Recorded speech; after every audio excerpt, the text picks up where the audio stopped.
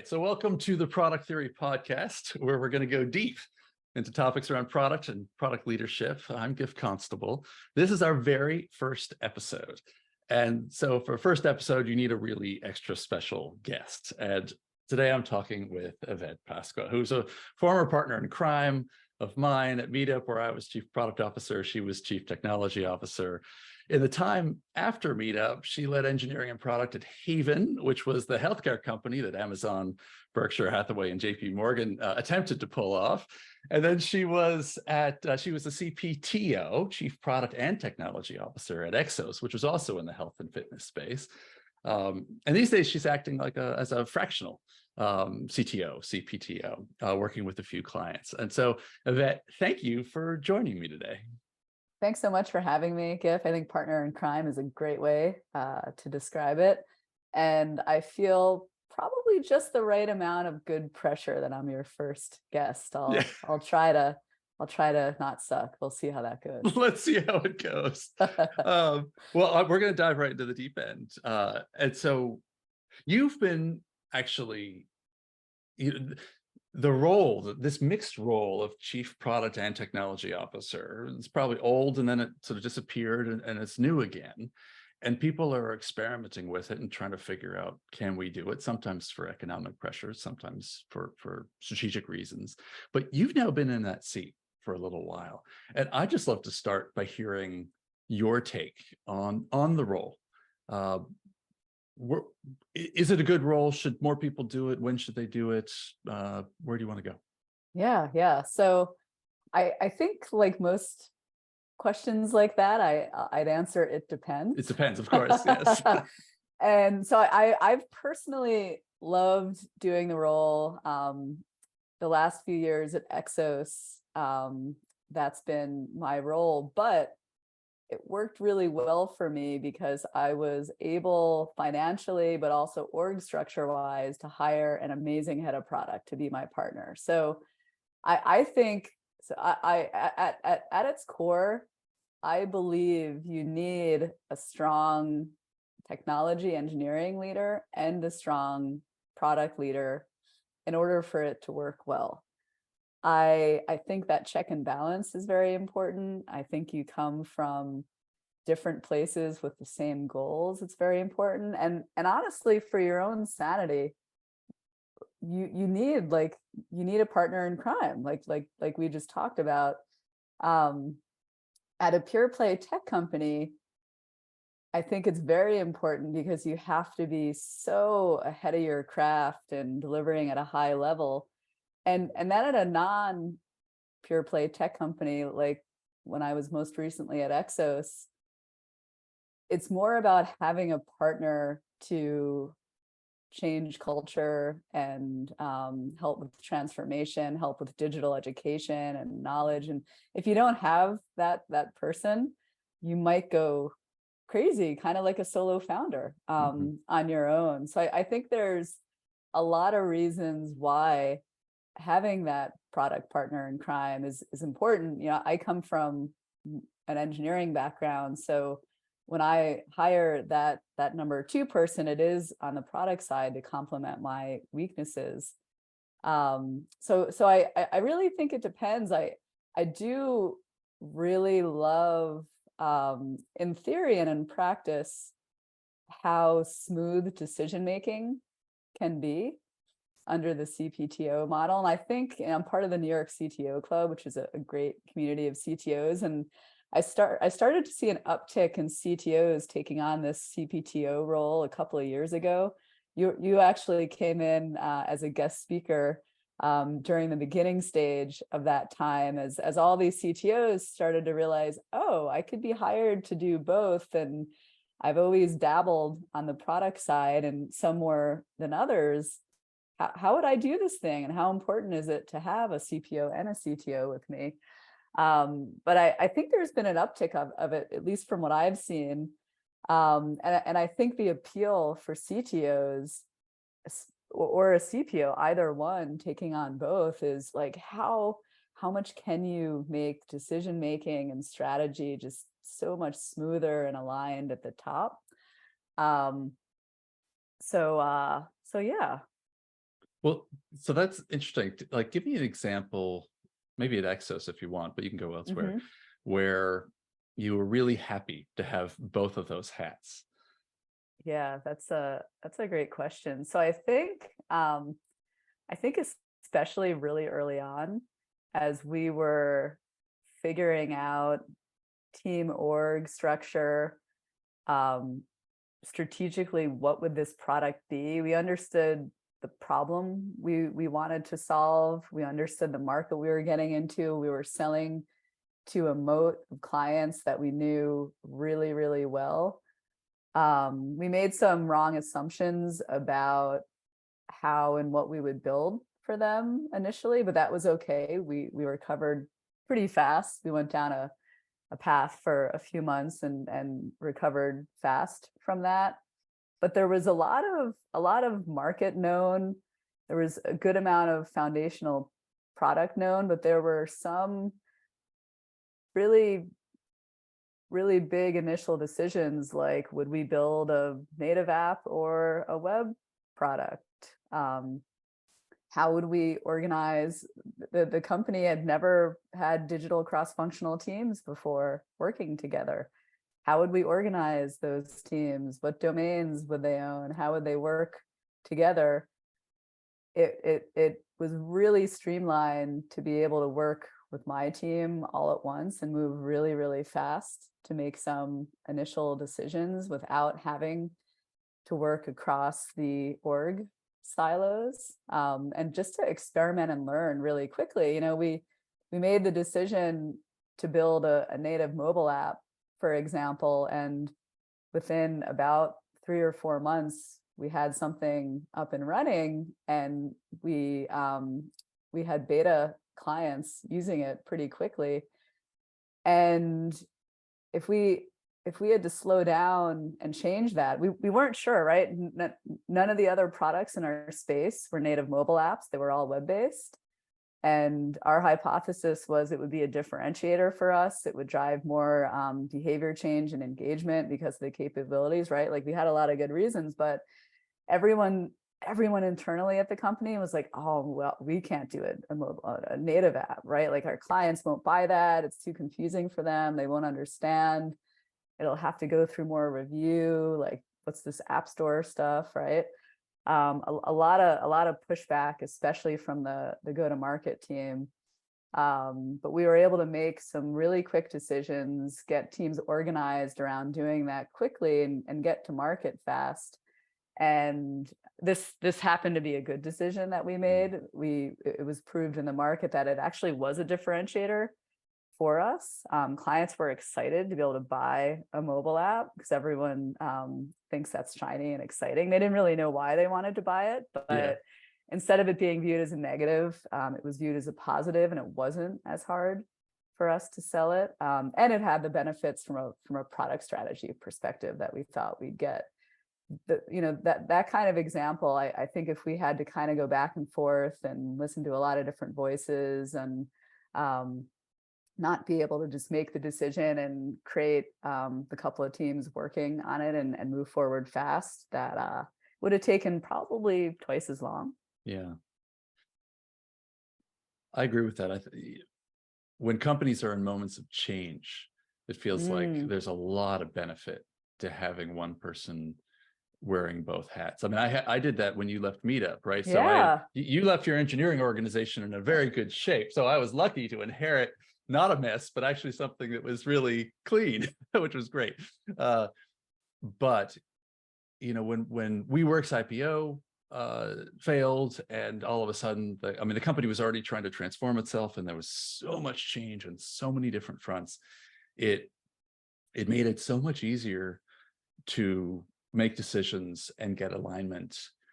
And you and I, when we worked together, we tended to be very aligned Hmm. very quickly. And when we pushed each other and disagreed, we ended up seeing each other's points of view, and that was really healthy. But I tell you, it was true through that change. I think it was easier for everyone reporting up to me, Yeah. actually, that there was one leader giving a clear message as well through so much change. Yeah, I think that's actually the big thing, is the reporting up side of things. obviously the better partnership you can build between the CTO, CPO role, like great, the better, and that has to be tight. And you should sit next to each other and mind meld, right? But I actually think it's harder for your org to report into different people. It just doubles the communication that they know needs to happen. So I agree with you during times of transformation, change, whether it's internally sparked or maybe sparked by external things like a pandemic hits or an IPO fails or whatever it is. Having one person that everyone can just communicate with, I think makes everyone's job easier. And I think the bigger the org you have, the more they see that right away. In a smaller org, you can generally move pretty fast no matter what. But in a bigger org like Meetup, which was, I think, over 100 folks, maybe 125, 50 folks between product design and engineering at the time, going from those kind of parallel two lines of communication and waiting for feedback to just like one was probably pretty big. And I'm glad it worked out. Yeah. See, Well, I helped you out. You did. You did. Was there a time where, I mean, it sounds like at EXOS, there were a lot of benefits, but was there a time when you were like, oh gosh, I wish, you had a great partner in terms of a good product leader working for you. But was there a moment that happened where you said, I actually wish that I had a peer or someone at the C-suite with me? Yeah. So luckily, I hired a really great head of product who I considered a peer, even though he reported into me. So in 90% of the cases, that was real and we had a partnership. And I had someone to check and balance me the same way as a CPO would.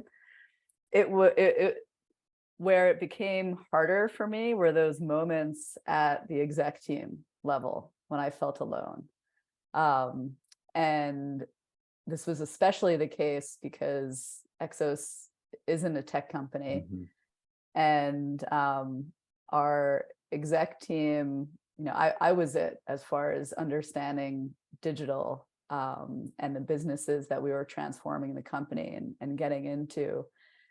So similar, like I said before, I haven't been a founder, but I imagine that feeling of loneliness and depression even that comes with being a solo founder, and how everyone you chat with talks about having a co-founder is just so much better. When one of you is down, you can pull the other one up. And Jason Goodhand, who was my head of product, and I were very much like that.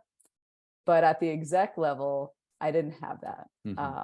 And when there were key strategic decisions to be made, really rough key business decisions to be made, things like, big client pulled out, macroeconomic conditions, you have to let go of part of teams. There was a big strategic reorg that happened that our CEO led. Those types of things, I really, really missed having another voice in the room who not only got it, but could also make my voice a lot better. And I wish I had that in those moments. What do you mean make your voice better? Yeah, so I think like an example, I disagreed with the reorg that I mentioned. So the company was reorging from mainly functional org to, I don't even really know what the model was, to be honest, but more towards an end-to-end member experience versus a go-to-market org. Even though the reporting lines were still functional. I was really, really concerned about separating the member experience from the go-to-market, though. In a B2B2C business, it's essential that those of us building the member experiences are and who tightly. are the members? Who are the members in this case? So in this case, we built a wellness coaching product. and we'd sell it to enterprises, so Mhm. pretty big companies, usually over 1,000 folks. They'd buy it for their employees, who would become our eligible population of folks who would sign up for in-person and digital coaching. Yeah. So we built a digital coaching platform. So the members were employees at big companies, and our go-to-market team really focused on signing these big enterprise companies. And as a more scrappy startup person, I was really, really paranoid about separating the folks building the member experience from understanding the actual buyers, the clients in the B2B world. I am a huge believer in Conway's law. We've talked about that before. Explain Conway's law. I think I'm paraphrasing it, maybe slightly wrong, but essentially you ship your org structure. However you organize your company, your product and technology is going to mirror that, whether you like it or not. And there are maybe unintended consequences of that. So I've seen that manifest time and time and time again. I'm working with a client now, actually, who way back in the day, they're a very large national nonprofit company. Way back in the day, they created the company's name, technical services, after it to embody. A lot of companies do that when they built out a tech team 10 or 15 years ago. They started a new company because it was so different than their old company, and it had a new org structure and probably payroll system and accounting and all that stuff. But I joined recently to help this company out, and I heard that they always intended that other company to just be like a payment mechanism and just behind the scenes corporate structure.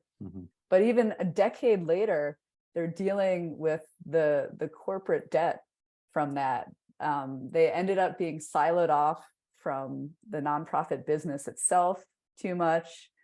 They have that technical services in their name. They're trying to rename and rebrand themselves because they've realized in order to achieve their company goals, they need to break down those silos. They need to come closer together. So time and time again, I've seen it. And so I was really worried about separating the member experience from the go-to-market. Yeah. And I think that's even more important during new product development when you're trying to find product market fit, especially in a B2B to C environment where you might have found B2C fit with your product that you can measure really well with qual and quant data from your end users, your customer members. But if the market's not there for it and you don't have buyers and you don't deeply understand what the buyers are buying, you're screwed. You're not going to make money. And I was a single voice speaking up about that.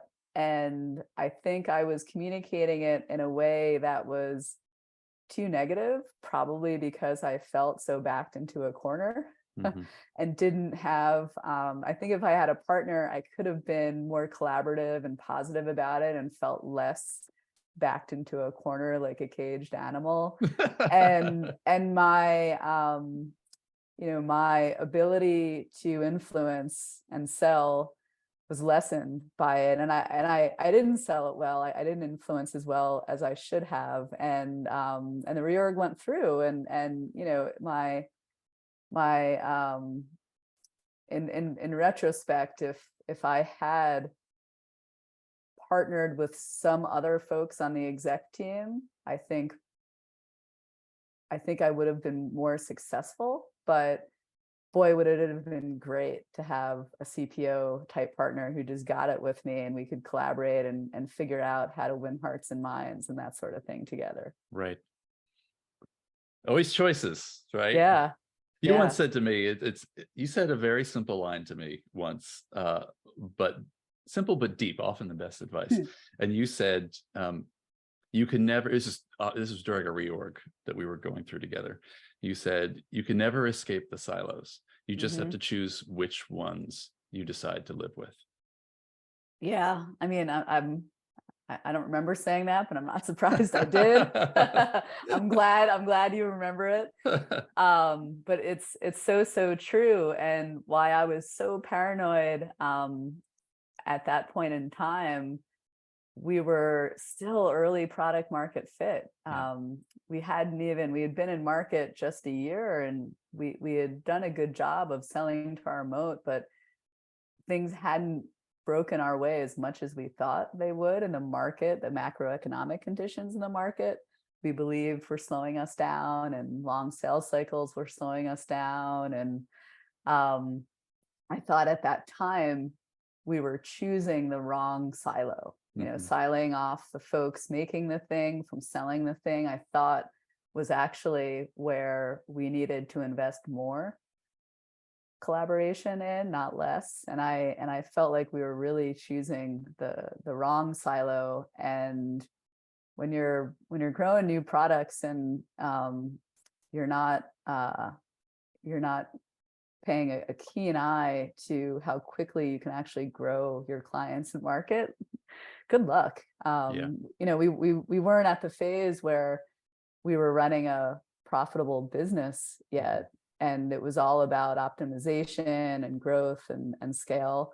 We weren't profitable yet, and that's in my opinion, when you have to really go all in on the product and market collaboration, like really tight, like days, hours of decision making time, not weeks or months when you're at a big company and you're siloing it off. So I thought it was the wrong silo at that point.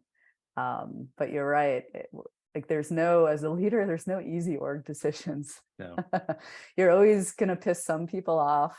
People aren't going to agree with you. People are going to think you're reorging the wrong way, or you shouldn't even reorg because it's such a pain for them. But you have to optimize for what your business needs at a given time. And you have to choose your silos very, very wisely.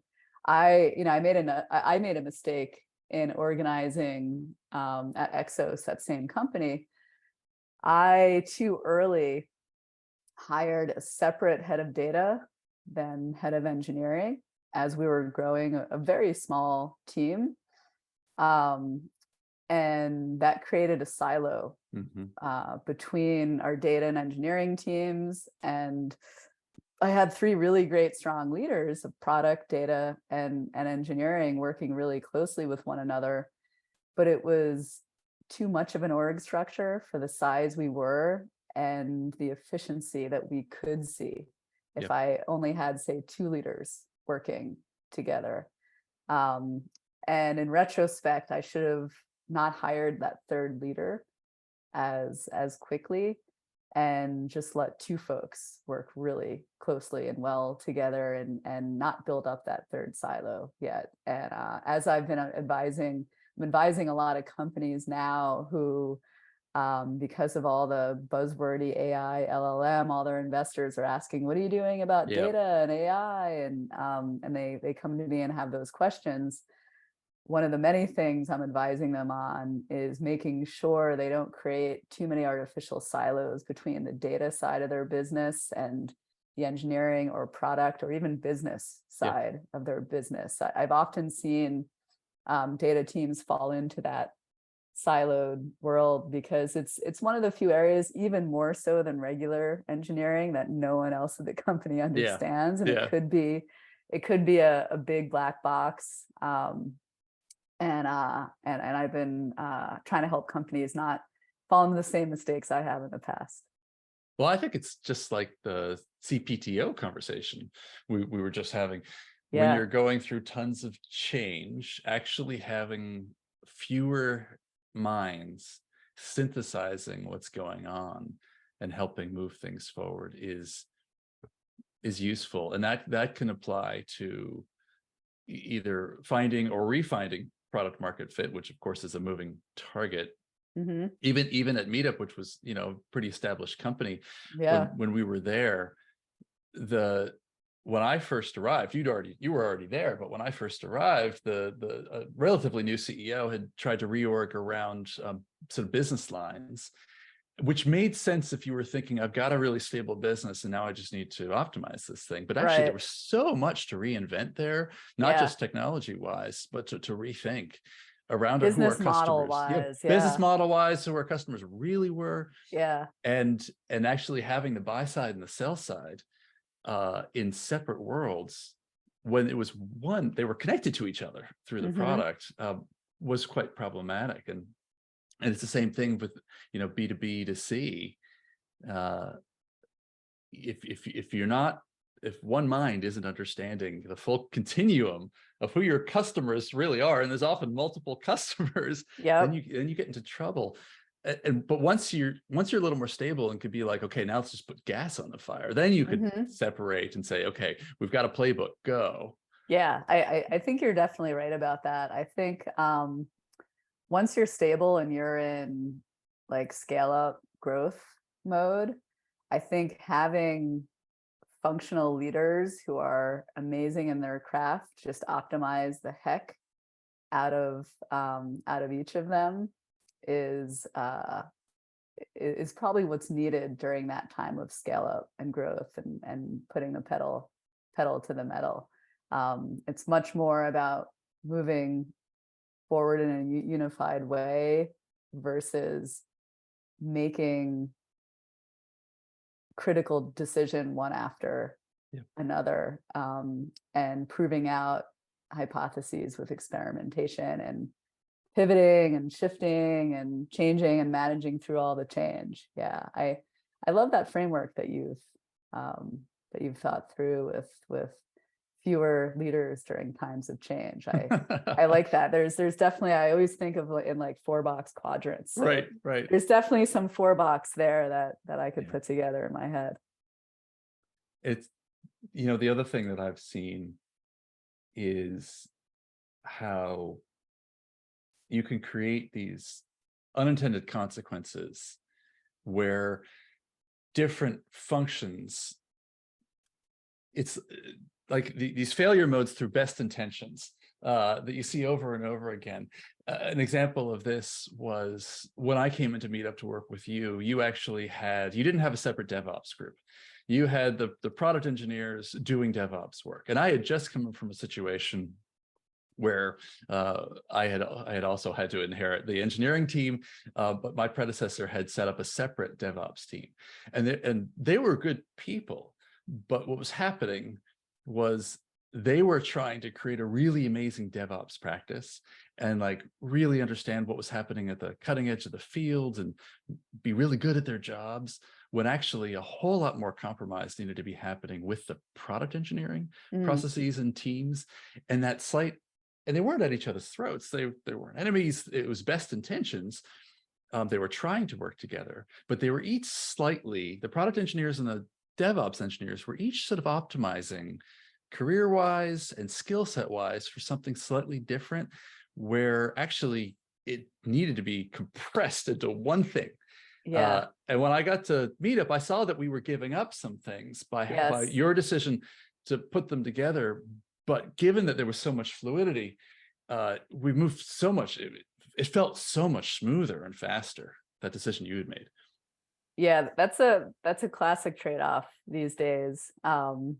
I think the simplistic view is that, well, why would I have all my product engineers owning and operating in production and distracting them from shipping features? In my opinion, that's usually a very naive, simplistic view, because when you create those silos, you then tell the product engineers, guess what? It doesn't matter how your code works in production because you're not on the hook for it, right? So you actually tend to get maybe lower quality. Certainly operational excellence goes out the window from the product engineering org, because you're just measuring them on hopefully not shipping features, but hopefully you're measuring them on driving business and product outcomes. But I've actually seen at a lot of companies that separate DevOps from product engineering, they're also naively measuring product engineering by outputs and features. So it's all kind of intertwined. But yeah, the unintended consequences of your org structure and what goals, what outcomes you set up for each part of the org structure obviously decides how people are going to optimize around that and try to win and try to get success, try to get a promotion, try to grow their influence by hiring more people. You kind of have to think about how it's going to be gamed, right? So if you're designing an org structure and you're setting up clear boundaries and goals for them, how are people going to try to game that system and win? Right. And if the way they're going to game it and win is behavior you want to encourage anyway, great. Mm-hmm. You're optimizing for the right thing. But if they're going to try to game and win it in behavior you're actively trying to change or not encourage, then you're just going to fight a real uphill battle. Yep. Well, so this is actually a really interesting tangent. Let's go down this rabbit hole for a second. Okay. I have this belief that, I mean, it's, as you say, incentive structures dictate so much behavior, and sometimes they can be really subtle. But I have this general belief in product work. I wouldn't say this for, say, a sales team, but for product work, I like to promote people, judge people based on the quality of their execution. Sort of my input is their process and their execution. And that's a little challenging because that's subjective, rather than based on the outcomes. Did you hit the numbers? So we're aiming at OKRs, we're aiming at numbers. We have very concrete things we're trying to accomplish, but I wouldn't give someone a raise or not give them a raise based on those numbers, as opposed to how well they worked. And I could go into why I think that, but how do you react to that? How do you like to approach that? Very, very interesting. I think it's similar to, you can't just learn about your customer through high-level quant data alone, right? There's the, whatever you want to call them, the first level metrics, and then the high level big outcomes you want to drive. But then there's the qualitative stuff, right? Understanding what value do they think we're driving for them, and like all that stuff, right? Doing your user research, asking questions, understanding the why behind things. And I think what you're saying really resonates with me, because I think what you're saying is essentially that for product managers and product leaders. I think if someone's consistently not able to deliver outcomes, that's probably something. Sometimes it's not, right? So for example, at Meetup, it was often so hard to change a 15, 17-year-old business that had never really changed its business model and way the product worked very much. So honestly, it was really hard to affect outcomes. So if we had measured product folks on bigger top level outcomes that they drove, maybe no one ever would have gotten raises or promotions in certain years. But if there's reasonable circumstances and no one can deliver outcomes, my kind of red flag spidey sense would go off. But I think ability to execute and deliver on experiments and move quickly to learn is more important than ability to drive top level outcomes usually, right? So I think I'm agreeing with you. There's the qualitative part of assessing someone's ability to think through their options, place the right bets, quickly lead a team to understanding why they're going to experiment on those bets versus others, and be able to execute and deliver on that and learn more quickly and save the company money, right? That's what you really want out of a product manager. And sometimes the bigger picture things don't break your way, so the end outcome isn't what you wanted. But I'm a big believer, and you put together 5 or 6 in a quarter or a half, smaller experiments with well thought out bets and you want to make and hypotheses you want to test, and you're adding more value to the company than maybe you are by delivering a 1% increase in retention, because that 1% increase in retention has a lot behind it. Everything from, if you stole from, whatever the expression is, stole from Paul to pay Peter, Right. and you're just gonna lose in another area, right? Maybe you burn the team out for a whole quarter and no one wants to work for you on your team anymore, and they're all asking off. Maybe you exhausted, maybe you spent more than you saved in that outcome. So that there's a lot more, especially to those like top level team outcomes, that teams are often formed around, engagement, retention, like whatever these big metrics are. And I would definitely agree that assessing someone on moving those big metrics is a really blind way to do it. What you're making me think about is, like everything in our business, is it depends. And even and risk and change have a lot to do here, where if you've got a team working on an optimization of a relatively low risk area, then watching and measuring based on the outcomes makes a lot of sense. If you have a team attempting to do something risky, where actually delivering any kind of outcomes is going to be quite challenging, measuring them based on outcomes is a great way to get people to never want to be on that team at all. Right. And it's a great way to burn out innovation from your organization. But it's like it's 2 different approaches for 2 different kinds of work. But how the heck do you explain that to your head of HR, who wants one incentive system for how you promote? Totally. They want one list of questions at review time, they want one promotion template. Yeah. I think what I've seen happen then in those cases,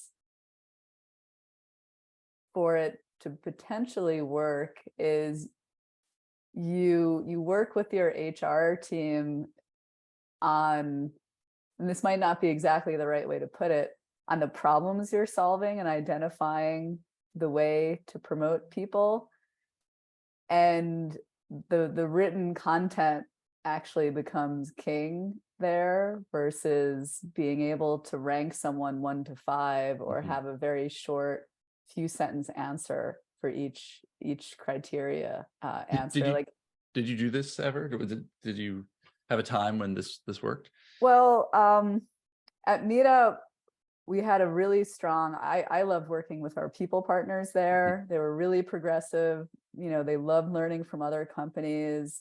They hired consultants from the outside. Like I thought it was really fun to work there, because we were constantly trying to make our people systems and expectations better. And, we went through a good period of growth.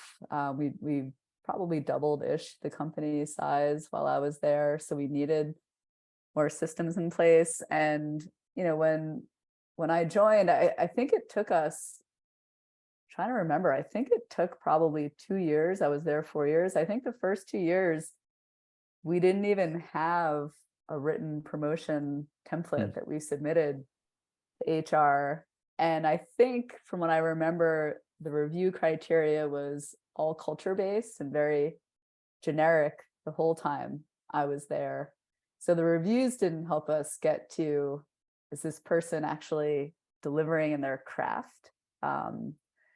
And that's a big part of promotions. But it was about 2 years in when I think one of my VP engineering pretty much decided we need a promotion template, because we're too big to make these one-off decisions, and to socialize them in a way that everyone was on board with them and set the person up who was getting promoted for success.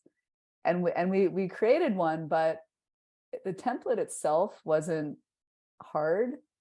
because the questions were extremely open-ended. It was the written content that went in them that told the story of why this person had impact and was ready for the next level. One thing that we did have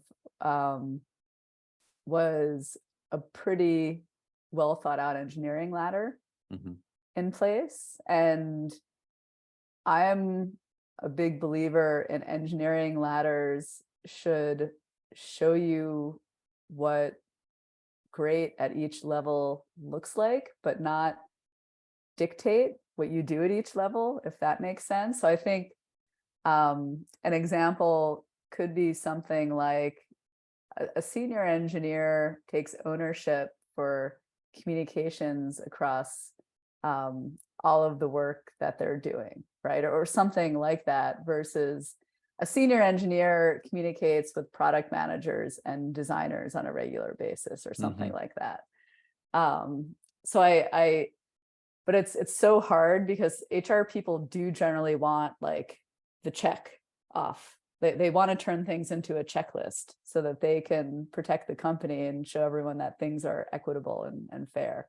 Yeah. But I think it's more what you observe and what you can honestly write down than the checks off the box. It's tough though.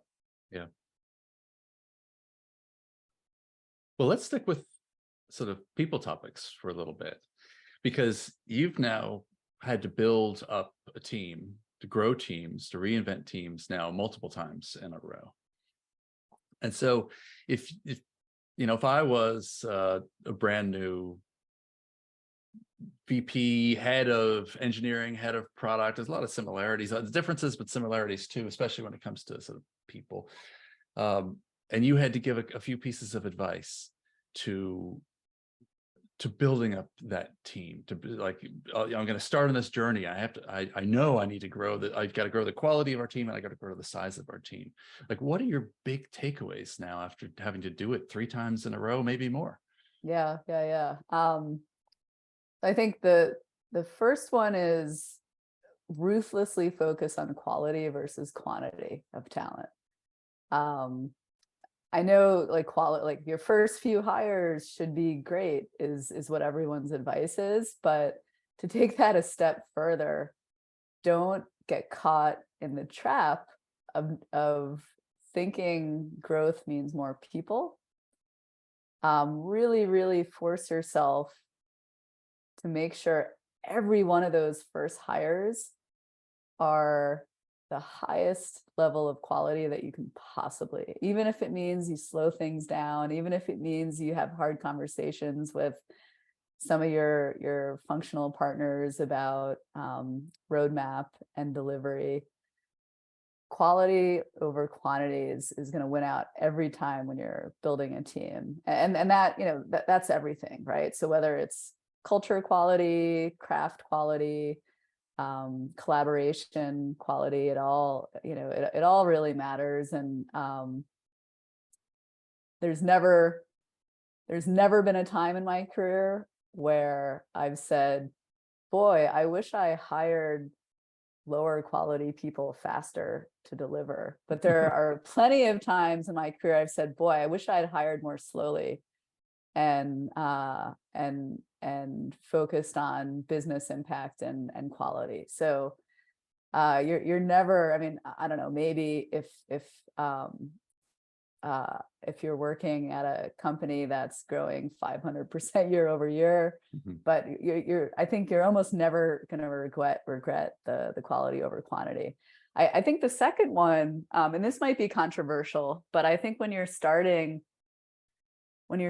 out and building from scratch, or you have a small team and you're building around them, I think hiring scrappy generalists, not specialists, is really the way to go. And I think you've talked a lot about this. Not that you taught me this, but I think from the product and design side, we worked together, and I brought you in as a consultant once when I was building one of these teams, and you advised me in this direction: hire design and product people who will come join forces together and become your user research team together, who equally will value learning about the customer, will dive into user research. You don't need a separate user research team. You don't need to give it to one team or the other. Everyone, especially that early stage, trying to find product market fit, and with a small team, should be doing user research and becoming experts in the customer, right? And so hiring those generalists. Similarly on the engineering side of things, hiring folks who really want to work across the full stack. So you can call it full stack designer, full stack engineer. I don't know if anyone's tried to call a full stack product manager before, but heck, we could try to do that. But full stack engineers who really want to take a story beginning to end and partner with everyone they need to in order to get a story live and in production. I think when you're at scale more, there's some great advantages to hiring some specialists in areas, right? So when you're an engineering team at scale and you're hitting up against some gnarly problems, you might need some specialists to help you get your infrastructure, build to live and production time down. You can often hire those people as contractors though, and consultants who come in and teach folks, teach your generalist to be more of a specialist in a certain area. So I'd really push people to think about how full stack can you hire these people initially. I think it reduces in an insane amount of way the handoff communication and dependencies and waiting for the other person. And if you want to move quickly and experiment quickly and learn quickly, I think the generalists are the way to go. I think the third thing I already mentioned a bit, but when you're building a team, and I've learned this lesson, I think the hard way more than once. I should have I think learned it better the first time around, but consolidate your functional leaders as much as possible as you're growing. So start off with as few as possible. Common areas are just hiring one leader for product and design. Another common area is hiring one leader for data and engineering. I've seen companies hire maybe one leader for product and engineering. It really depends. But I think going slow with hiring discipline leaders, and instead of hiring leaders for all these disciplines, hire really, really great player coaches. Hire folks who still want to be in their craft and working in the craft and teaching and mentoring, but hiring, really, really great player coaches, and go light on more of the discipline leaders at first until you know kind of what shape and form your product and business and model and org is going to take. I think those are probably the big things I can think of. Let me roll back to the first one. Sure. Because I got the impression, 3 great points, but I got the impression in the first one that you were saying you might have made that mistake more than once, of feeling the pressure to get going and hire the team. What leads to making that mistake more than once? Like what have been the inputs? Because I think I've been there too. Yeah. I think it's a really easy trap to fall into. So it makes me step back and say, like, what are the root causes there? It's so easy. I think as product and engineering orgs, you constantly have people saying in your ear, if only we could, if we could do more, if we could just ship this, or, oh, hiring so hard, it makes you want to win, right? Like you're there to win for the company, or you're there to win for the business. And I think it's so easy to fall in the trap of, oh, if I position us to do more and win, then of course we're actually going to win, right? I've had when Meetup was acquired by WeWork, we had a meeting with Adam Newman, who's now infamous, I guess, but back then he was a little bit more under the radar. And before there were several shows about him. And in the pre-final deal closing meeting, he came to meet with our exec team. And it was clear after the fact, but we didn't realize it was happening as it was happening. But it was clear after the fact that he was trying to push our buttons and see how we defended one another and came to one another's supported one another, if we were a team or we were individuals, and how we responded to being put under pressure. And he grilled had a product about some obscure metrics that we didn't even generally track, and that was an uncomfortable conversation. And then he got to me, and the thing that he seemed in retrospect now to want to hammer at me was, so I see you have a plan to hire 40 engineers in a pretty short period of time. We're having a real hard time hiring engineers at WeWork right now. I don't think you can do this. And I like to win. So I told him how I thought we could do it. And then I went and did it. And I didn't think enough about why I was doing it and if it was the right thing to do. Because the CEO of my new company was telling me it was my number one goal, right? Mm-hmm. Right. So there's those kinds of situations you find yourself in. But then I think there's the much more common situation, even at EXOS, where I swear I had learned my lesson. There was no one who was going to tell me to hire fast ever again, and I was going to listen to them. But it's still a trickle, right? Yeah. You have all these plans, all these metrics you want to move, all these goals you want to hit. You're never, rarely are you hitting all of them. And people are saying, if only we could do this, if only we could work on that. And, you give in a little here. Oh yeah. Okay. I'll hire one more engineer here. Oh yeah. Well, we'll hire a junior designer to increase our throughput or velocity here. And they could focus more on user research while the other designer focuses on this. And it's almost insidious in these organizations where everyone's asking digital product engineers to ship more and to move faster. And even if you're really tough about it and your general way of doing more is focusing more and improving your productivity and getting rid of distractions and saying no to a lot of smaller things that won't have impact, it's still really hard to fight the machine, I think. Yeah. I don't know if I've figured out how to fight the machine. That was, of course, going to be my next question. How to solve it? Because it's so true. I'm aware of the machine, and I've been aware of the machine so many times. Yeah.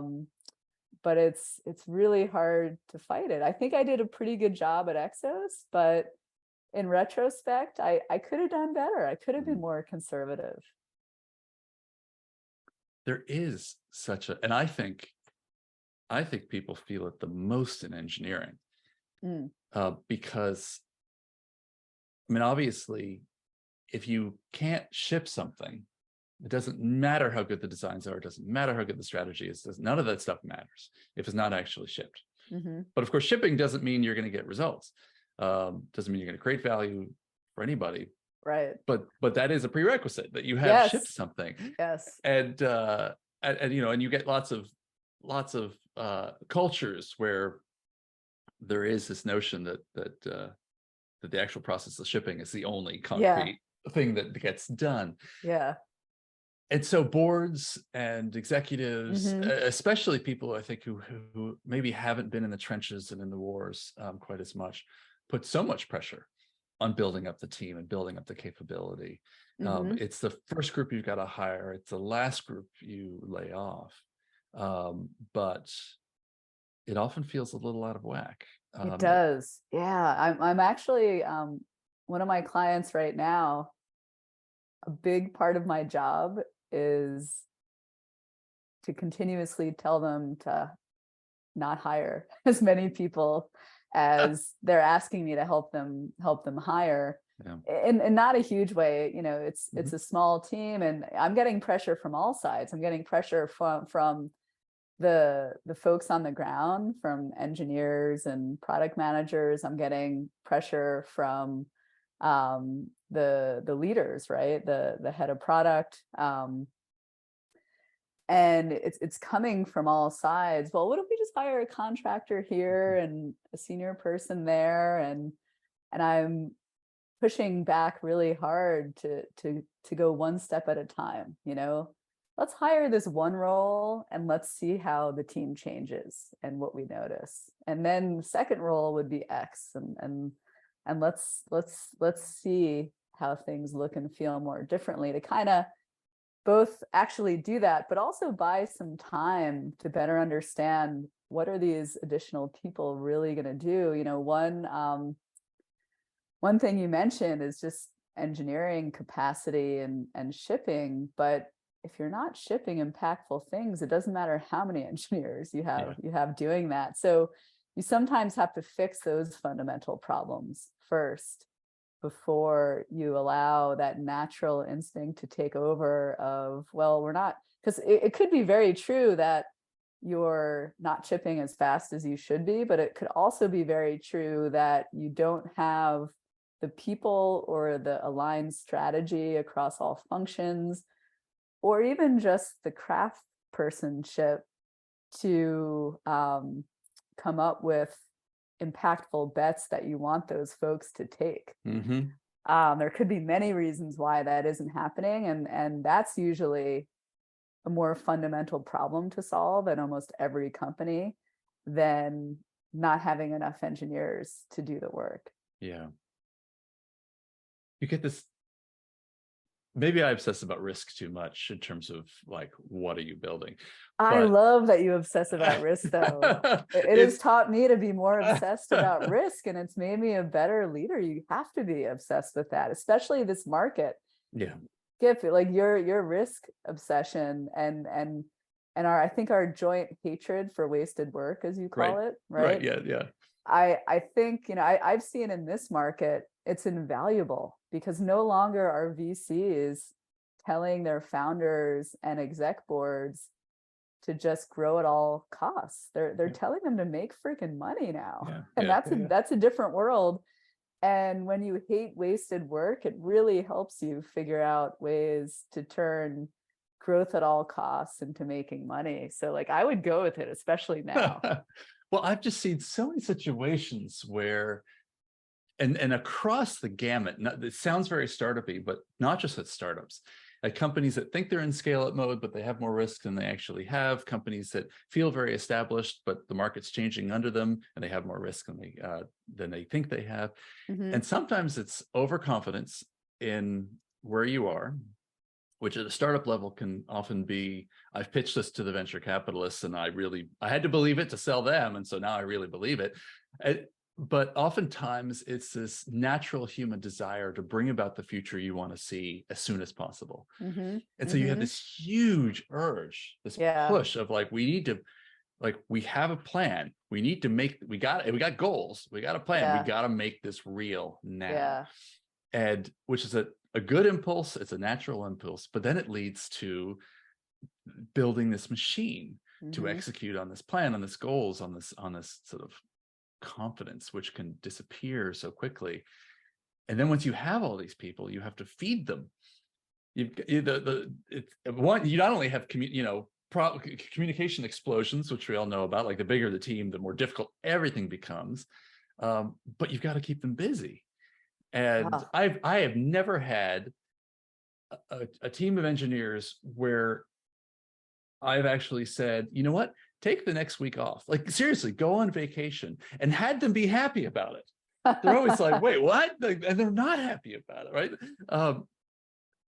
And so feeding the machine takes on a life of its own. And then things get warped and we get all this wasted work. It really does. Like I just had this conversation with a client this week where I was in a stand-up, actually a grooming session, and there was something we were grooming and no one could explain the impact and value of the thing. Even worse, the answer mainly was, well, the marketing team did user research and told Right. us to do X. Right. And I was just like, oh, this poor team, we got to help them. So I suggested, like, well, if this is more than a one pointer, let's table it. Like, we don't even know the impact right now, other than some other well-intentioned smart person told us to do it. And I'm like chatting behind the scenes with the head of product, and I'm kind of like, do you know the impact here? And he's like, no, but like, we need to keep this team going. We need to give them work. And at the same time, there's been a proposal to add an engineer to the team, right? And that's where you just see like these little things every day. And for those of us who hate wasted work and try to combat this, I think, completely entrenched problem in our industry of just adding, and spending more money. It's tough because it sneaks in little 1 to 2 story point things, maybe every day, right? I'm not in Yeah. every, I usually don't attend every grooming and stand up, but that one I did. Yep. Yeah. Have you started doing anything to fight against this, either for your own mindset or for your teams? Well, I've actually found so far, I'm pretty, so I started my own consulting business this year. So I'm newly back in the consulting world. I did consulting with big firms for almost 15 years before, or in between, when I was working on the product development side of things. But being back in consulting, I've actually found, and it's probably because the grass is greener and it's a honeymoon period, but I've actually found it's way easier to come in objectively and to say, stop hiring all these people. What are they going to be doing? Convince me, right? Because as a leader, when you're full-time, no matter how much you try to fight it, a small piece of your political clout, influence, or even self-worth or promotion potential comes from how big your team is, right? No matter how hard you want to fight that, or how your company says that's not the case, it's going to be part of it, right? But you can come in as a consultant and not care about any of the politics, any of the team size stuff, any of the baggage, any of the future influence you're worried you might not have. So I've actually found it really fun and refreshing to be able to come in and say those things and really poke and push people in that direction. So I think the only solution I have right now is go be a consultant and try to help others do it. And when you're a full-time person, maybe check yourself and hire someone to just like gut check you every 6 months, or when you're doing annual planning or something like that. Like, that could be a really cool way to do it. Have someone come in with no skin in the game to just tell you, like, nope, remember, you're doing it wrong. Yeah. Everyone needs an editor, right? Yeah. I like, in thinking about it, I've done so many annual planning sessions where you come up with your strategy, your roadmap, your budgets, your hires. It would be a really cool job for someone to specialize as a consultant, just reviewing those plans and calling bullshit on them for companies. That would probably, like, if you want to talk about a consultant driving value, you could probably save millions of dollars per day if that were your job. Totally. No, it's not your board. I mean, you care about what they think of you, but it's not your board. It's not your CEO. It's not your plan. Yeah. So yeah, that allows you to see the forest. Yes. When other people are caught in the trees. There's a related. I'm going to throw you a question from left field that was asked me. I was doing a mentoring call just a few days ago, talking about product leadership, and someone asked me this question, and it was such an interesting question, and you just made me think of it with what you were saying. And they said, look, as a leader, how do you spot, how do you know when you're the problem? And I've certainly been the problem multiple times where I'm doing the best I can, but I've gotten lost somehow under certain pressure conditions, and and trying to work out strategy and trying to deal with people, where I look back and go, oh, I could have made different decisions. I could have done that better. And you're doing the best you can in the moment. Yeah. And so it could be, there's a lot of different ways where as a leader, as a good leader, you can actually become the problem. And I thought it was such an interesting leadership question. How do you spot when you're the problem? It's a great question. I think the best answer I have for that wouldn't take me thinking about it for an hour is that, especially when you're an exec leader, which I've been for over a decade-ish now, so that's what I can relate to. Yep. I think when you're not doing your job well, you see it across the whole company and not just within your own team. I think if you're a really bad leader, honestly, like you're going to see it within your team.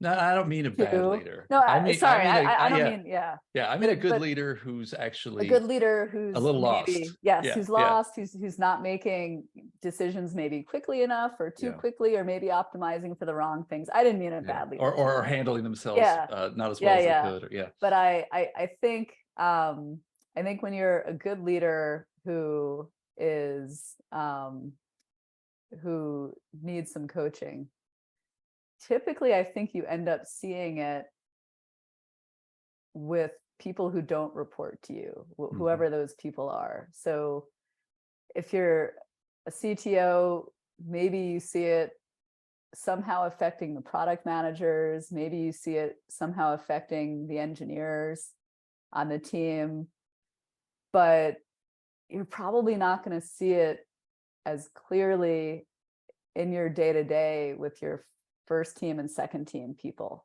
And what I mean by that is, if you're a CTO, your first team is probably most of the time the exec team you're working with. Your second team is probably most of the time your engineering and maybe product leadership team, depending on who's reporting into you. But you're so I don't think you're going to see it much in those circles. Things are so dynamic in those circles. You're talking all the time. You're asking for feedback, maybe at the end of each one-on-one, maybe you're falling into ruts. I think it might help when you're doing maybe in those times of change, or you're not sure, you want to do a gut check and how you're doing, your spidey sense is going off. Start to have skip levels and meet with folks in totally other departments. And I think asking them really open-ended questions and almost doing user research as if the employees of the company are your users of the company, and try to find out, are you driving value for them? Are you not? So I love when new hires join, essentially ones who don't report to me. And then I love doing this with folks who've been at the company a while, who I just don't interact with in a regular way, maybe doing it once a quarter with a good number of people. Just set up those check-ins and ask them really open-ended questions. What areas of improvement do you see? What could we try? What could we start doing? What could we be doing better? You can end it with what could I be doing better, but I think you have to start it with really open-ended kind of blue sky ideation and keep pushing on it. All right, what's another idea you have? And just wait until they come up with one. And I think I've often gotten in those kind of chats really helpful information that I never would have gotten in any other regular reporting line structure. And I remember there was one moment when the head of product and I at Meetup before you like we typically got along really well. We often disagreed and committed with one another, but we worked through it. We got along really well. We were under a lot of stress. At one point, we were in the process of and/or had just sold the company to WeWork. The due diligence of that deal nearly killed us all. It was really rough. I bet. And we were under a lot of stress, and our relationship for the first time was not very good. And I didn't realize the impact that my not good collaboration at that time was having on the folks across the company, until I sat down and did one of those kind of routine chats with a group of people who were mostly product managers and designers and a couple of engineers on different teams that I didn't interact with very much. And it became really evident to me that it was very obvious to all of them that we weren't getting along, and they didn't know what to do about it. And it was causing product and engineering to have conflict below us as well, like more conflict than was usual. So I don't know if I have a better answer than that right now, but I think that's one thing to try. I think it's a great answer. Getting people to be honest with you, especially if you're, at the C-suite, is really tough. So whether in that example you gave at Meetup or your current thinking, how do you tactically get someone to not just go, oh, everything's fine, you guys are doing, yeah, you're working hard, I know it's tough, but you're, just give you that conflict avoidance answer? Yeah, I mean, it's months and years of work, right? So I do this kind of research Q&A when every new hire joins on my team. And I should do it now that you bring it up. It sounds like a great idea, excuse me, for other teams, because I try to set the culture that, hey, I'm the CTO, but I want to hear your ideas, and I'm not putting the phone down until you can tell me a few different areas that you think we could be doing better in. And that's what's going to make me happy, So I usually break the ice a bit with like, hey, tell me about what you love doing at work, what you want to do more of. I'd love to hear how you'd like to grow your career, get them talking, but then go really hard at, hey, it's really important to me to constantly be improving and trying new things and changing, similar to a retro.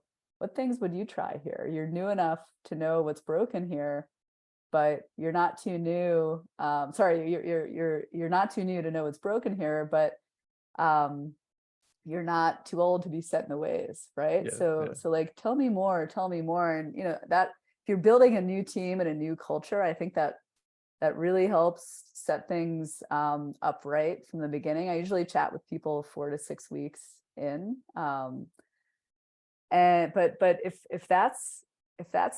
if you're constantly asking those questions over months and even years to people across the company, and then people see you actually turn them into improvements, right? Yep. They will be much more willing to not only share, but come to you with so when you don't ask them, they'll be more willing to come to you.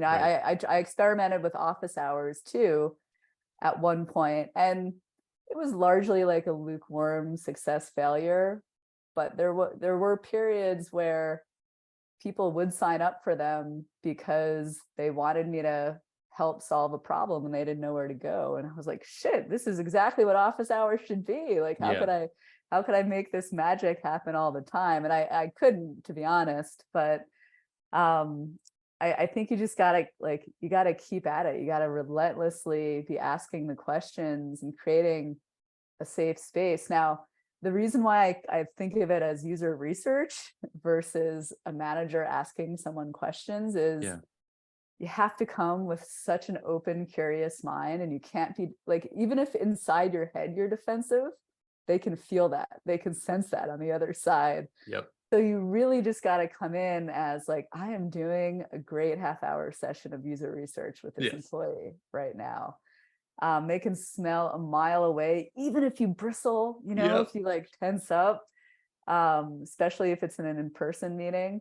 So I think figuring out how to just set that culture of like curiosity and question asking, but I don't know, it's hard. And if you come into a culture where other execs don't do that and it never happened before, you've got years ahead of you. Hmm.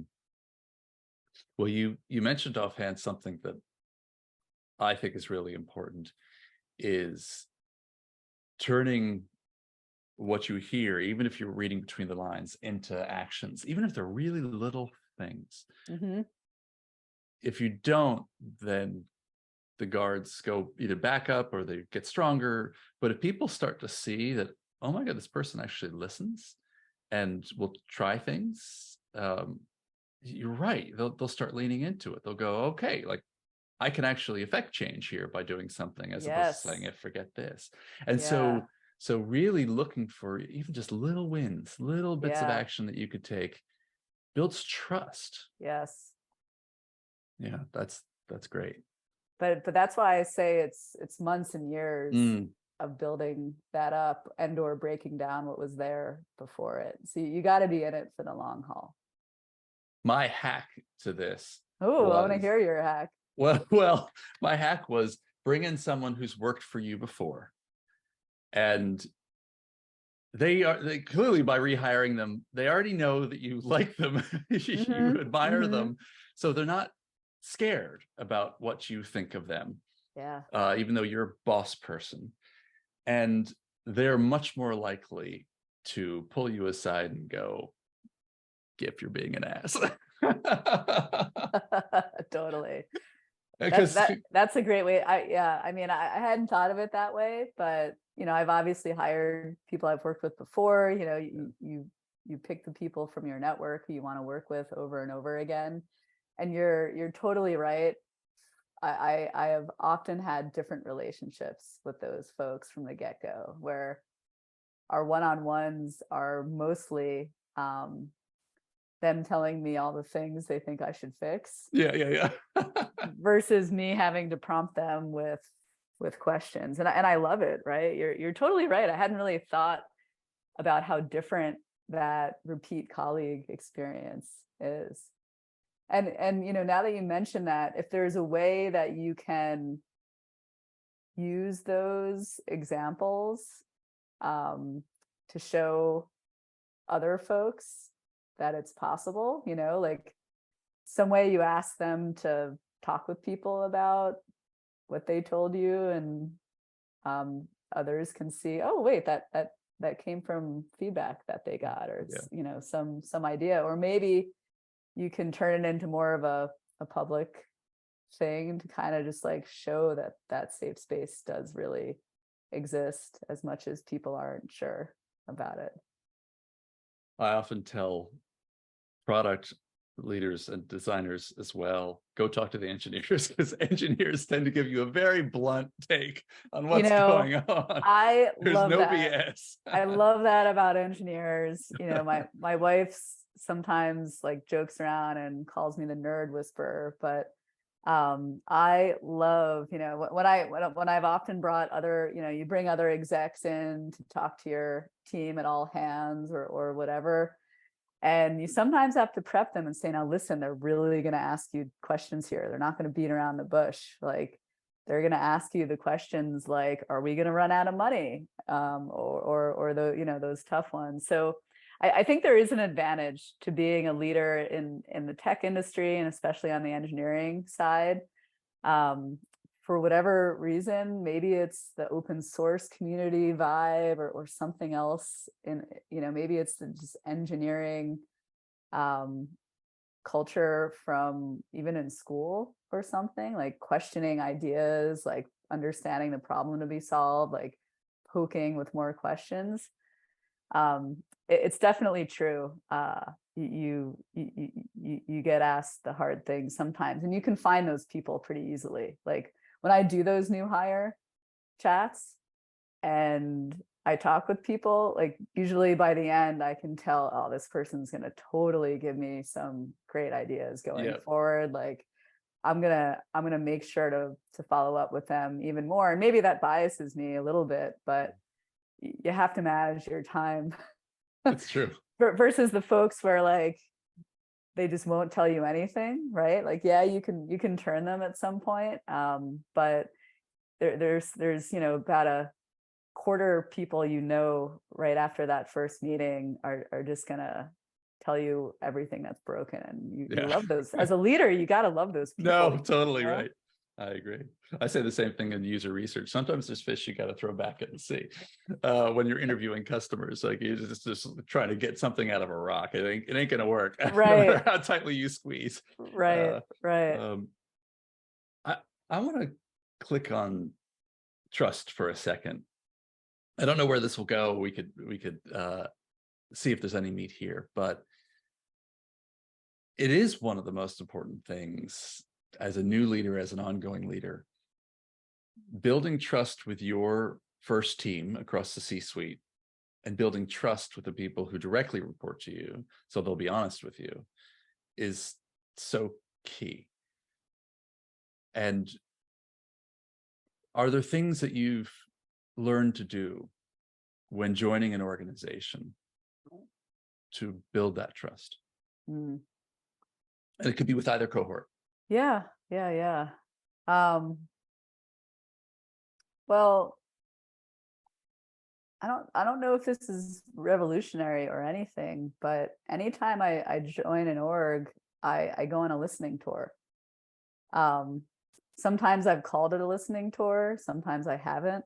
It depends a little bit on the culture. I just met up with an engineer I worked with at Haven for coffee, and I hadn't seen him since the pandemic. In the middle of the pandemic, company was shut down. I moved on before that, but we hadn't really spoken much other than over emails a little bit.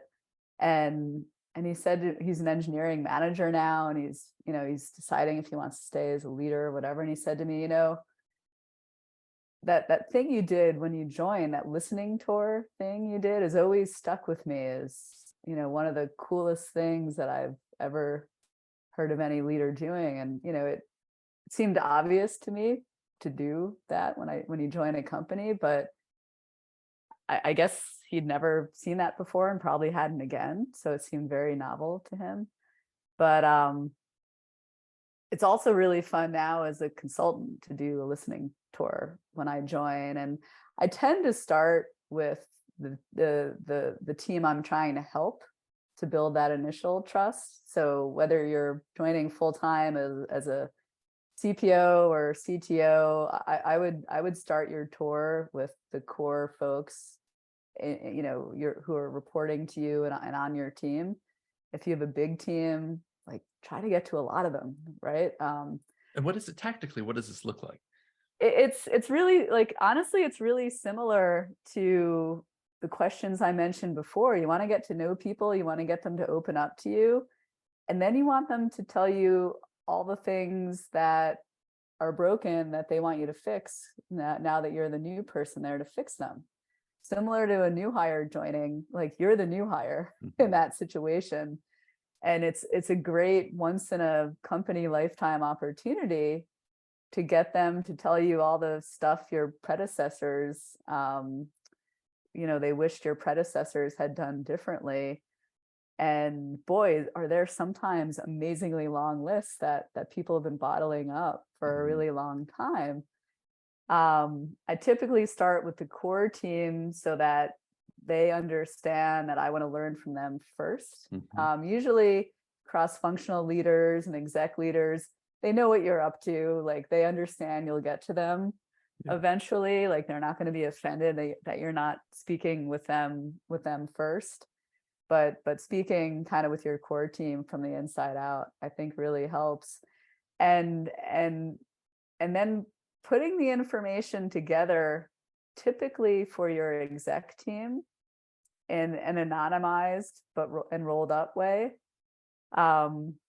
And, usually that's a very common part of a 60 or 90-day new executive onboarding plan where you come with your recommendations. But basing those recommendations and what you're hearing from the listening tour, I find to be way more authentic and effective for me, at least, than basing them in, I'm an expert, so this is why I think we should do X. Really founding them in, this is what I've heard, so I think this is why we should do X based on my expertise. It's a nuance, but it's kind of like saying, we should build this feature because we know our customers will value it because we've heard X and Y and looked at the data, versus we should build this feature because I'm the expert and I think we should, and I validated it with some customer research, How long are these conversations? Depends on how big a team you have. Oh, Yeah. the individual conversations. Yeah, I mean, this could go on for in a bigger org, you could literally be talking with people as much as humanly possible for 3 months because there's a lot of people to talk with. Yeah. I think it's worth it though. I think it's really worth the investment. You asked about how to get people to tell you stuff later on. Well, this is a great way to do it. If they see that, like at Meetup, when I joined, I counted, and I spoke with about 75 or so people one-on-one during my first 90 days there. And I turned that into part of my onboarding for new hires. When anyone joined the company, they'd do onboarding with the CTO. And I talked about my listening tour and what I learned, and really just tried to make that part of the culture. But yeah, these conversations, I would limit them to a half hour, just because you want to cover a breadth initially versus a depth, and then you figure out who you want to go deeper with. Some people run out of stuff to tell you in 15 minutes, and that's Right. okay. And then some people, you can tell, like, they have a 3x list that they want to get to, and you can go deeper with them. Yeah, that makes sense. Is there anything else on this topic you want to touch upon before we could move on?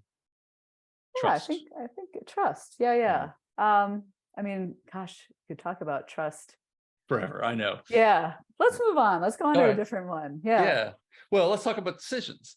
Yeah. I'm still Ooh. interested in dwelling on teams. And so you've had, I don't think in business you're ever out of a situation where you don't have tough decisions to make. And in You're particular, probably out of business. Yeah, exactly right. So, but instead of, what I'm interested to hear about from you is less how do you like to make your decisions, and more about how do you try to get your teams making great decisions. What do you put in place for that? Yeah. I think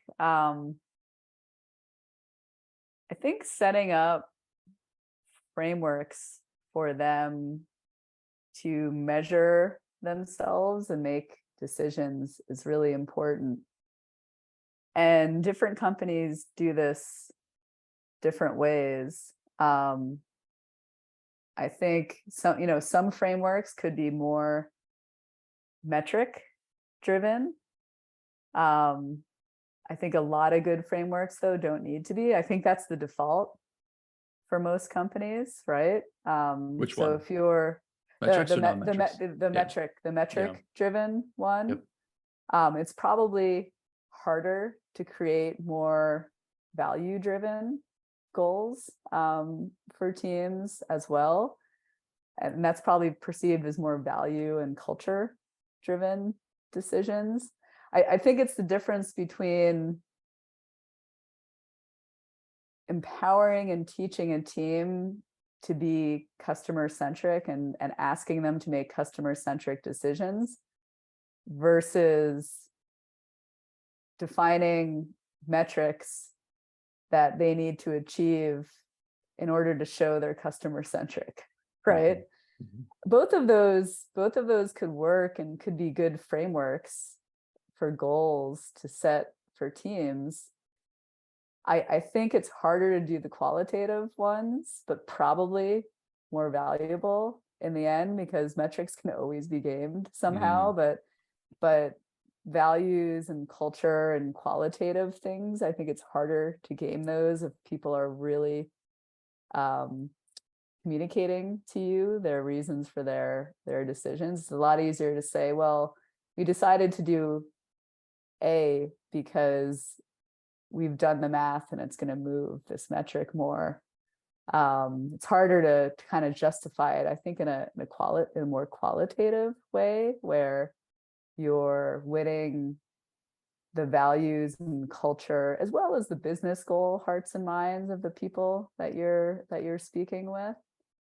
But I think the more clarity that you can push down onto teams about what winning, what success looks like.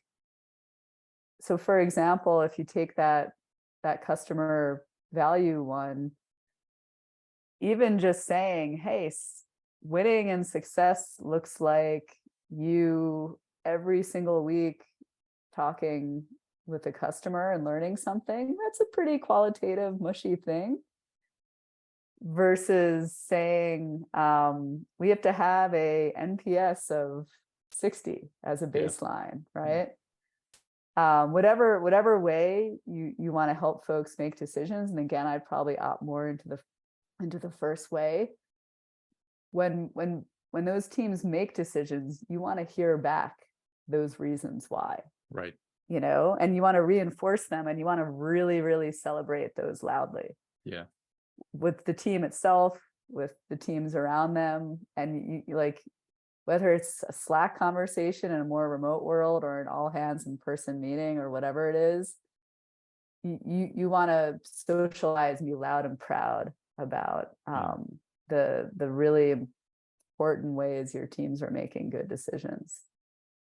But if I came to you and I said, Yvette, I've got this team, really smart people.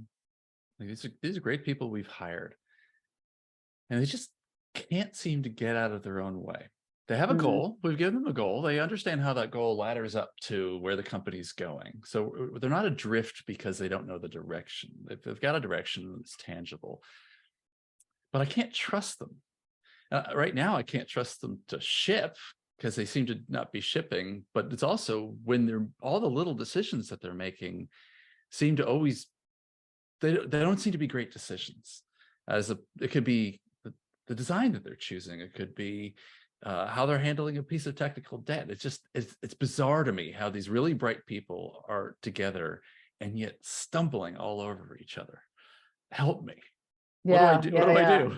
I think you have to get curious and you have to start asking the 5 whys. I think you have to, like, in those situations, there's almost always 1 or 2 root things going on, and it's often fear. It's often a basic human emotion, right?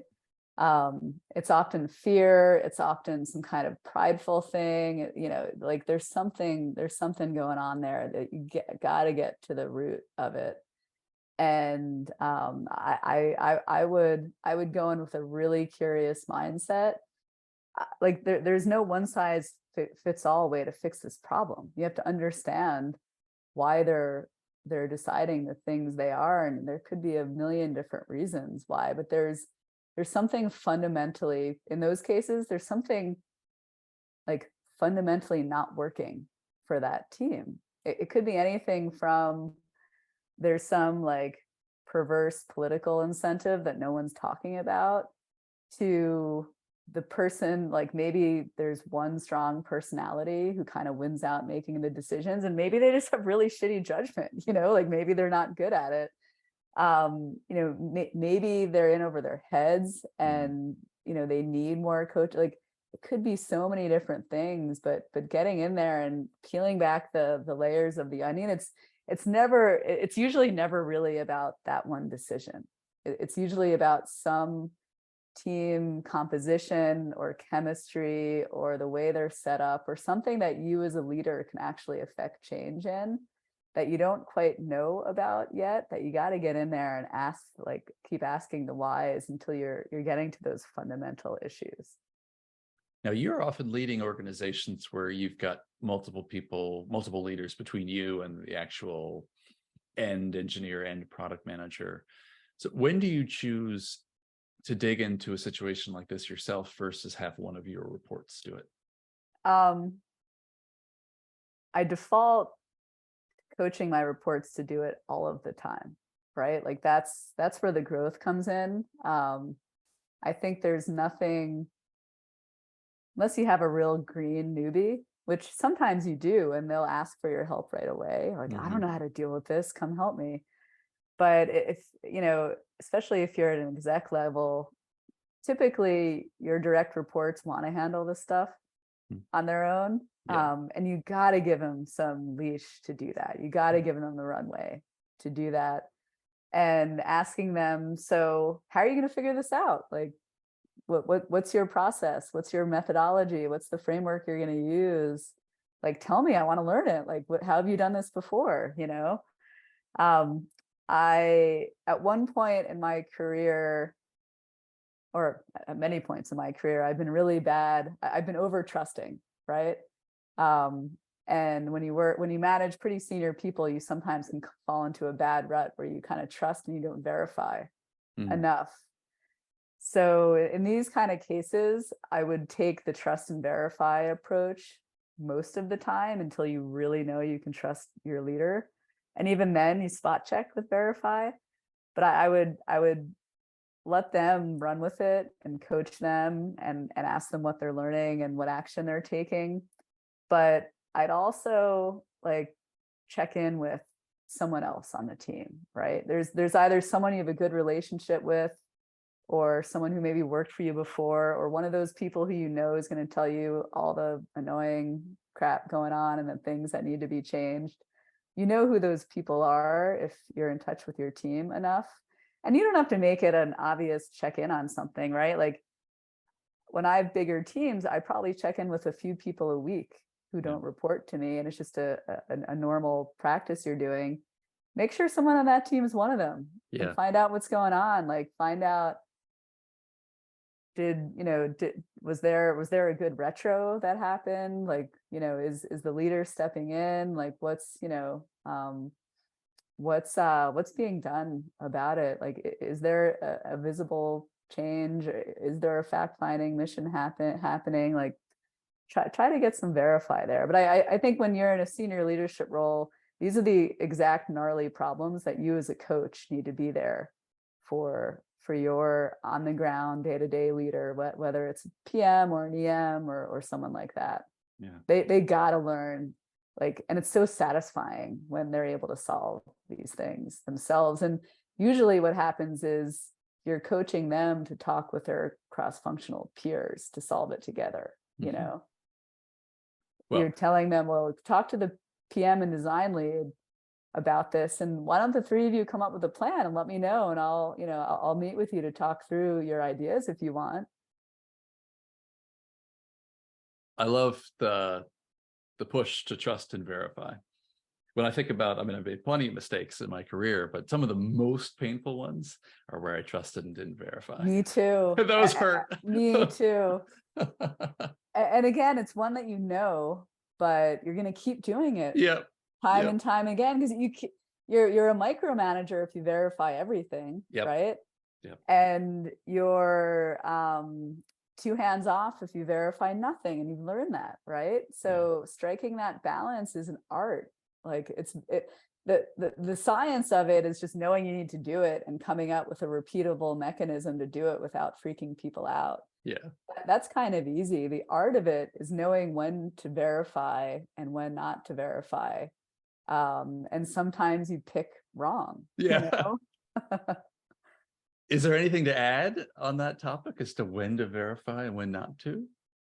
Do you have a rubric in your head, or? I don't. I've never thought about it, but off the top of, so intuitively, I think the rubric I go through is how risky is something in general, and how much, like, that manifests in different ways. How new is a person or a team? How important is the stuff they're working on, frankly? How how are team dynamics now? Like all those things contribute to, there are riskier parts of your team, but also riskier times in your team. If your team's going through like a new person or change or a new remit, or or maybe they've gotten smaller, a certain team. But I think when there's a higher degree of risk, that's usually due to a higher degree of change, then investing in more verify makes sense. But sometimes you think everything's hunky-dory over in Y world, and you've misjudged and you should have been verifying. Total blindsided. Although like some of the biggest ones I remember that weren't even that long ago. Is there one that you could talk about without throwing someone under the bus? I should have known. I'll genericize it enough. I hired a pretty new manager who was working under someone, and that person left, and they got like a half promotion. They were managing a slightly bigger team than what they were hired to do, and it was a team that was very critical to our business, but they were operating pretty well before all of that. But within 3 months, maybe 3 of the 10 people on that team had resigned. And by the time I got involved, this person reported to my report. So it was like a skip level person. By the time I got involved, the team was pretty miserable. And it was shocking to me how quickly it devolved and how I didn't pick up on it sooner. Obviously using my rubric now, I think that's, that contributed to my rubric, but using my rubric now, like I should have been verifying during that period of change for the team more, even though the team was in a very steady state before that. We've been coming back to that theme a lot today, change, and having to really lean into things and treat things differently when there's change going on. That's a good theme. Yeah, I once did a conference talk about leading through periods of massive change. And honestly, one of the biggest, like I kind of opened my talk by saying something very different than this, but like, guess what, as a product or engineering leader in our industry, you are always going to be leading through massive change. That's right. Like your job is going to feel different one year to the next. Your company is probably going to be really different one year to the next. It's going to be really rare that you have a period of more than just a few months where you're not leading through some pretty massive, significant change.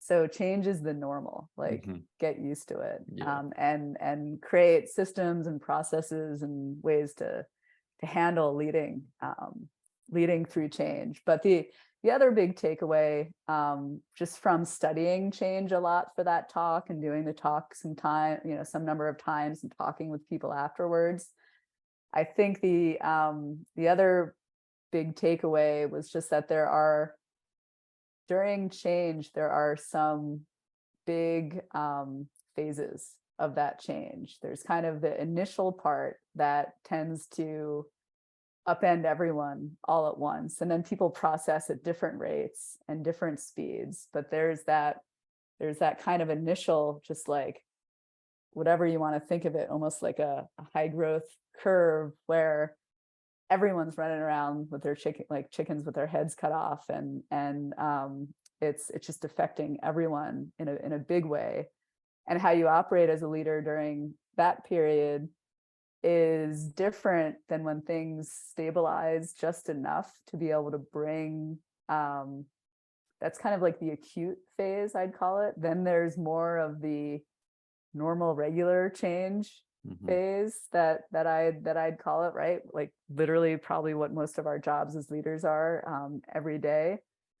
And then there's often this phase of the new normal, which feels uncomfortable to people towards the end of the change cycle.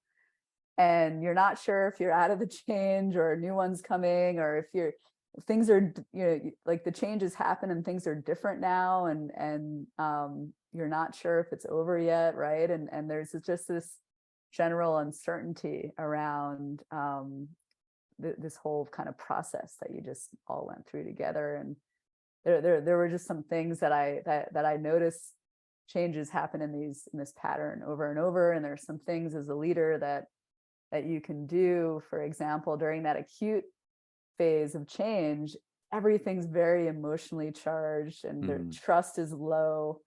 And meeting with folks in small groups and one-on-ones, and really like throwing, all of your time and energy into building back trust up as quickly as you can. And like that's huge during that phase. Whereas towards the end of it, like this new normal, instituting more of a systems view and process view on things to kind of codify the new normal into a process that the team or a system that the team can run with. Whereas the first one is much more of a hearts and minds leader that you need. Like the last one, the last phase is much more of a systems thinker leader that you need. Is this talk available online? It is probably. I think I did it at Lead Dev, and I think it's on the Google search somewhere. But all right, I'm really, we'll see if we can hunt this down. Yeah. I know I can hunt it down, but I'm really bad at pointing people to my talks and stuff. And that's one thing that I promise to do well in the upcoming year, which is collect them all and have a good answer for that. But yeah, I think if we can get Google this one, I'll put it in the show notes. Yeah. Perfect. Yeah. I'll find it for you. Yeah. Awesome. Well, let me ask you, I did give you a heads up on this question. This is a final question, which is, what's a lesson that you learned from a boss that left an indelible mark on you? Could be a good experience, could be a bad one, but something that really left an imprint. Yeah. Oh, there's so many. I've had such great bosses, and and they've been so different. I think one of the, I use this one a lot because it has stuck with me, and it was such an early lesson. It's not that big. It's not that big a lesson, but somehow it just stuck with me. So I'll use it. Yeah. It was my first real management job. And I was working at an agency. Essentially, clients would hire us to do really cutting edge, often at the time, Flash and other web app development of new products and launch them, either because the timeline that their execs gave. We're dating this this example. Exactly. Well, it was my first management job. This was like 2005 or so. Yeah. And either, they'd hire us either because their execs gave them a timeline that they said was impossible, or they didn't have the skills to like literally do the work. So they'd hire us. So we were, I was working at this company, and for 7 or 8 years, I did projects like that. It was super fun. I learned a ton. It wears on you. It's stressful. But my first project I was working on for like I think it was like NBC Universal or something. And my whole team was saying it was impossible. We weren't going to do it. We weren't going to hit the deadline. It wasn't going to happen. And I was going to my boss and to other people, and I even mentioned it to the client that we weren't gonna hit it. Like it was too risky, like blah, blah, blah. And my boss sat me down and said, "Hey, it's okay to say that, but you haven't done the work to figure out some creative solutions and answers before that," right? So he wasn't telling me never say that, although he was a little bit telling me never say that, what he was telling me was, I want to see you actually try to lead through this before you tell everyone the sky is falling. You're not here. Leaders don't take what their teams tell them and make those things bigger. They take what their teams tell them and figure out how to solve those problems with their teams. And I hadn't done that part. And I got really upset because I had never gotten, such direct feedback that essentially said, you didn't do your job. So I went home and I thought about some alternative approaches to how we could make this product, right? And it was tough, but I hadn't done that work, And I came back to the team the next day, and instead of saying, yeah, you guys are right, we're never going to make this deadline, I said to them, hey, why don't we try this or this other idea? Or do you have any ideas for how we might do it? These are my two ideas, option A and option B. And it totally turned around both the team's chemistry and my own chemistry with the client and my boss and everything. And that was my first lesson in what leadership during crisis looked like versus just not knowing that I was supposed to or how to do that. Yeah. And I'm really grateful that I had a manager at the time who did it in private and not in front of the client or not in front of my team, let me get really upset, but pretty much told me I know you can do this.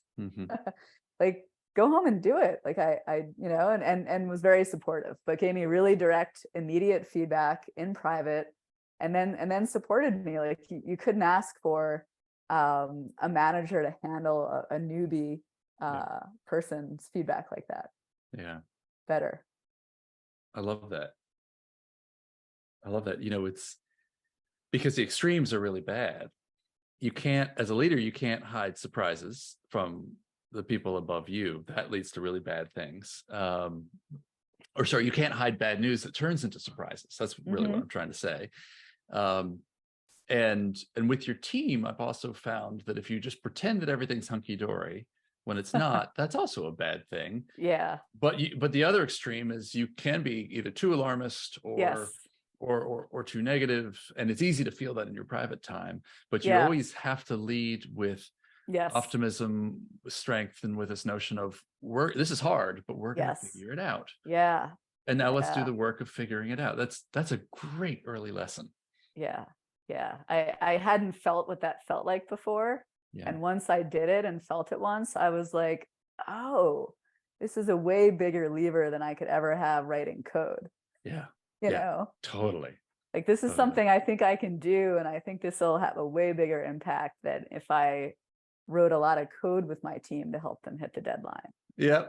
Oh, that's interesting. Because I've known some engineers that have moved up to management and quickly brought themselves back down to writing code. And this inspired you to this inspired me to realize how I could actually have big lever impact. Yeah. That's awesome.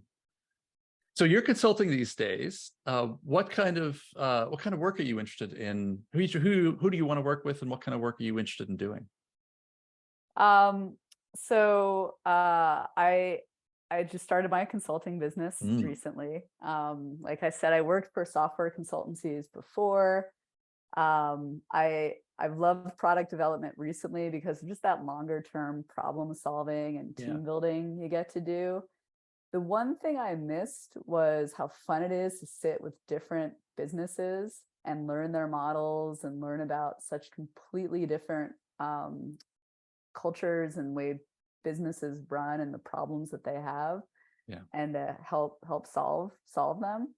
So that's what I'm most excited to do with this consulting business. Work with 2 or 3 clients at a time, as a fractional CTO or chief product and technology officer, or even just executive consultant, digital consultant.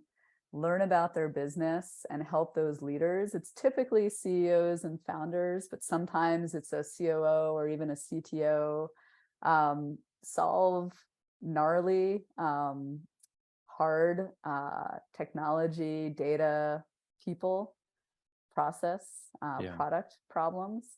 I like messy problems, and I'm not afraid of them. In fact, I get excited about them and bring a calmness to a messy problem and an optimism. And I think a smile and upbeatness that helps some of these leaders just breathe a sigh of relief.